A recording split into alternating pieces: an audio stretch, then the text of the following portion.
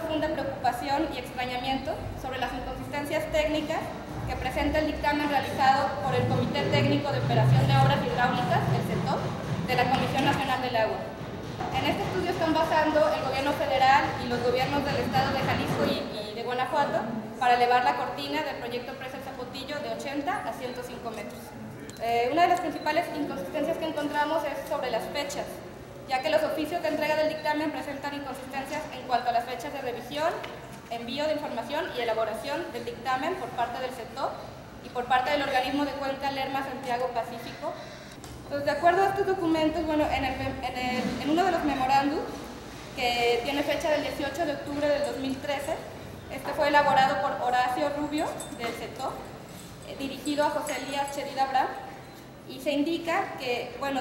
el 15 de octubre del 2013 se revisó toda la información relativa a las alternativas para el abastecimiento de agua potable a la zona metropolitana de Guadalajara. Es en esta reunión cuando se decidió que la mejor solución, cito, sería la presa La Zurda 1 o el Zapotillo, siempre y cuando tuviera un almacenamiento de 850 hectómetros cúbicos y un almacenamiento total de 911 hectómetros cúbicos, es decir, el Zapotillo 105 metros. Entonces, ellos nos están diciendo que en esta reunión celebrada el 15 de octubre es cuando se tomó esta decisión y se la anunciaron a Cherida Abraham desde el 18 de octubre, es decir, hace más de 6 meses. Entonces, solo pasaron 3 días entre que comenzó el análisis de las alternativas y que ellos emitieron su decisión.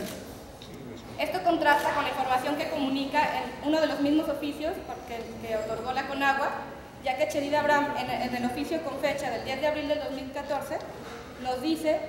que por la extensión de las propuestas el análisis inició el día 15 de octubre, efectivamente, pero que concluyó recientemente. Es decir, como si el análisis hubiera durado 6 meses, cuando en realidad no fue así. Esta información evidencia que José Elías Cherida Abraham retuvo dicho dictamen por casi 6 meses y que ocultó información fundamental sobre el proyecto Presa El Zapotillo. Información que debió haber dado a conocer inmediatamente, lo que permitió que el proyecto continuara avanzando y que se engañara a las comunidades de Temacapulín, Acacico y Palmarejo, quienes en las mismas fechas se encontraban en mesas de trabajo con el gobierno de Jalisco. En este mismo sentido, nos preocupa la información presentada en el anexo 4, el dictamen de los diques, ya que carece de estudios técnicos que la sustenten. En dicho dictamen se habla de exploraciones geológicas y de geotecnia que se realizó en la zona donde se plantea construir los diques, es decir, en Temacapulín, pero no se presenta más información al respecto ni los estudios resultantes de dichas exploraciones. En el oficio del 10 de abril del 2014, que está dirigido a Felipe Tito Lugo y firmado por Cherida Abraham, se menciona que para alcanzar el acuerdo de que el Zapotillo a 105 metros era la mejor opción, se tomaron en cuenta 3 consideraciones: la seguridad hídrica, es decir, la garantía de agua o gasto firme; la seguridad financiera, es decir, el uso eficiente y eficaz de los recursos financieros disponibles; y finalmente el estrés hídrico, es decir, satisfacer el déficit actual y el esperado futuro en el área metropolitana de Guadalajara en el menor tiempo posible. Sin embargo, ninguna de estas consideraciones incluye la seguridad de las personas de Temacapulín, que este es el argumento principal utilizado en los comunicados oficiales del gobierno de Jalisco para descartar la presa a 80 metros. Además, nos parece sumamente preocupante e irresponsable que precipitadamente se diga que después de 5 años de operación de la presa El Zapotillo se requerirá otra obra adicional en Cuenca Media para seguir cubriendo las necesidades de agua de la población en esa fecha. Es decir, un proyecto de más de 13,000 millones de pesos que cumple su justificación solo durante 5 años, porque después se requerirá de una obra o de más obras. Nos preguntamos, ¿qué pasará si el proyecto en el que se han empeñado no logra su objetivo y funcionamiento? ¿Habrá responsables? ¿Cuál será su sanción? Estamos hablando de más de 30,000 millones tan solo en los proyectos Zapotillo y Purgatorio. Miles de millones de pesos que son fondos públicos, es decir, que todas y todos estamos pagando de nuestros bolsillos. Finalmente, como especialistas en el tema, no compartimos el razonamiento del titular de la Semarnat, Juan José Guerra Abud, expresado en rueda de prensa el 11 de abril de este año en la ciudad de Guadalajara. Cito textualmente: "Lo peor que se podría hacer sería dejar que el agua corra libremente hacia el mar". Estamos ante otro abuso más, un ultrajo más por parte de la autoridad federal, en contubernio con el gobierno del estado y iniciativa privada en diversos actores que están involucrados, ¿no? Y se nos ha manejado la idea de que Guadalajara urge agua. Ha habido un manipuleo en las acciones, los tandeos, ¿verdad?, que sin lugar a dudas están tratando de hacernos como manita de gato, ¿verdad? Para decirnos hay que hacer la presa. Se ha manejado un discurso de esta obra va a ayudar a que Chapala ya no se le saque agua, cuando hace 2 años con los compañeros chapalenses y de la Ribera estábamos defendiendo el hecho de que no se le sacara agua por el segundo acueducto. Entonces parece que las cifras y las cantidades están a capricho del gobernante en turno, y esto hay que decirlo claramente. Guadalajara no necesita esta agua que están diciendo. Estamos hablando más o menos en cantidades que la presa va a aportar 95 millones de metros cúbicos al año, ¿verdad? Guadalajara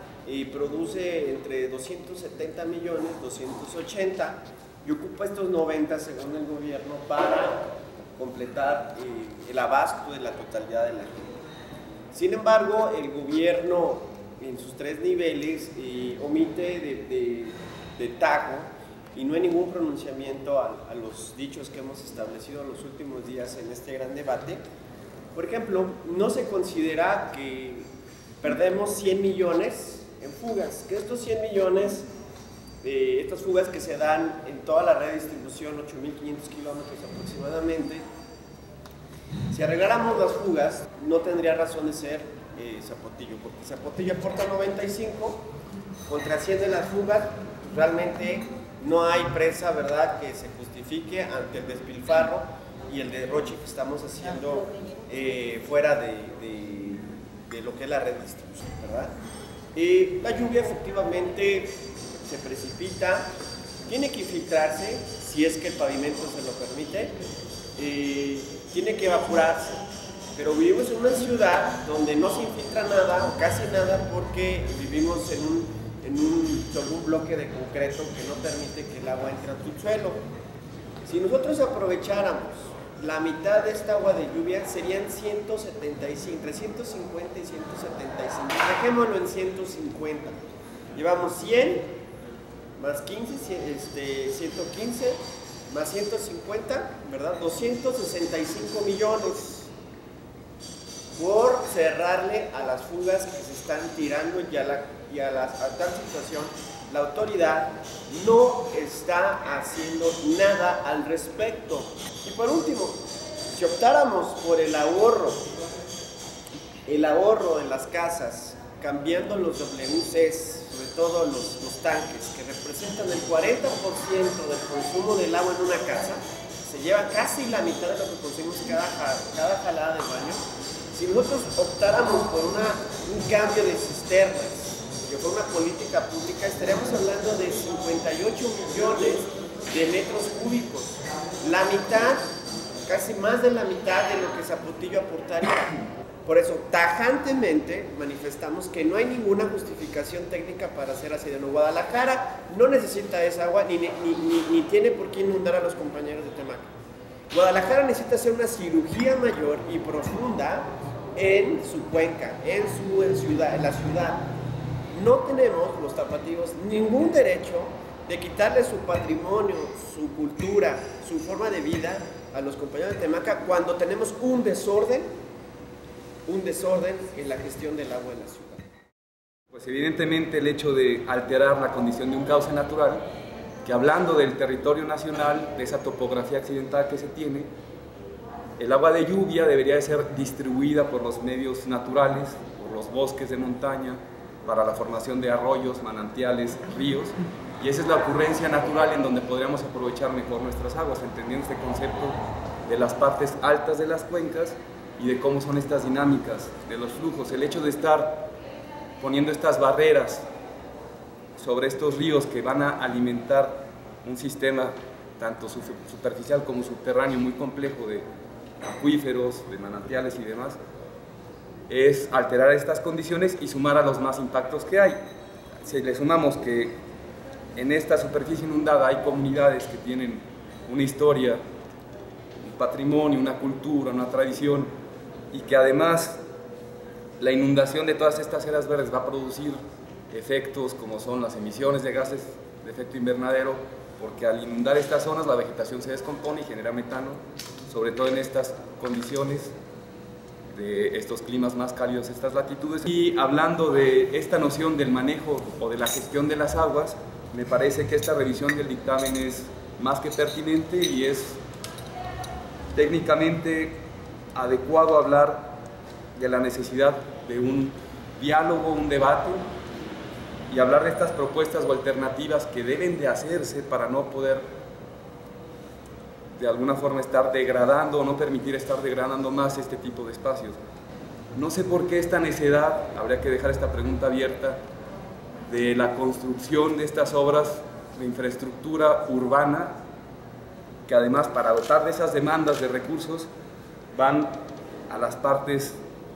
de la periferia que van a impactar a otras comunidades, a otros ecosistemas. Si hay culturas que se han desarrollado por milenios en estas tierras, habría que asegurarnos que permanezcan por milenios. Si no tenemos esa noción de tiempo,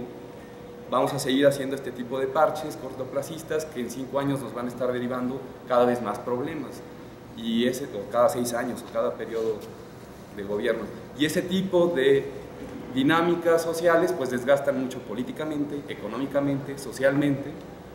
y bueno, favorecen a algunas personas en ciertos negocios, pero en contrapeso, en un costo-beneficio social sensato, pues sale de todo esquema de noción de gobernar. Yo creo que sería necesario procurar como ciudadanos tener una observación directa sobre la gestión que se hace día a día del tema del agua y de otros recursos, pero sobre todo el agua, que es un tema de seguridad fundamental, y estar observando desde cuerpos técnicos y ciudadanos este tipo de decisiones que están tomando personas que van claramente por otros intereses. Entonces, si realmente no toman en cuenta que ya son otros tiempos los que tienen que procurar y los que tienen que favorecer, entonces cada vez esta degradación social, ambiental y económica les va a llegar más pronto también a ellos, porque no nos salvamos, vivimos en la misma tierra y todos estamos habitando en esta casa que conocemos, y que necesitamos adaptarnos nosotros en lugar de poner las condiciones, y en este caso personas que sienten que pueden poner las condiciones no solamente sobre la parte natural, sino también sobre la vida de las personas.